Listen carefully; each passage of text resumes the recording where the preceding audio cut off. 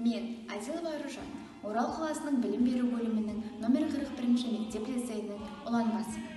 Тәуелсіздіктің 30 жылдығы Жас ұлан балалар мен жасөспірімдер ұйымының 10 жылдық мерейтойлары қарсаңында 7 бағыт бойынша жұмыс жасайтын Жас ұлан командасының алдында айқын мақсаттар тұр.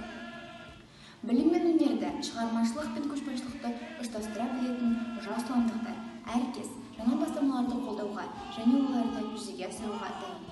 Адамзаттық борышын білетін, отанын сүйетін, ана тілін құрметтейтін, рухани бай, өз ісіне жауапты, белсенді, мейірімді тұлғаны тәрбиелеу жолында жұмыстанатын үлгілі жас ұлан ұйымының ұланбасы ретінде мен өз сайлауалды бағдарламамда ұсынған жобаларымды командамен бірге жүзеге асырамын. Көрнекті ақын, бес арыстың бірі Мағжан Жұмабаев атамыз. Арыстандай айбатты, жолбарыстай қайратты, қанандай күшті қанатты мен жастарға сенемін деп, жас өскелең ұрпаққа рухты жалынды өлеңінде үлкен сенім артып кеткен. Сол сенімді ақтау біздің асыл борышымыз. Алға, жас ұландықтар! Егемендігіміз бен елдігімізді ерекше ту еткен жас ұландықтардың алар асуы мен шығар шыңы биік болған.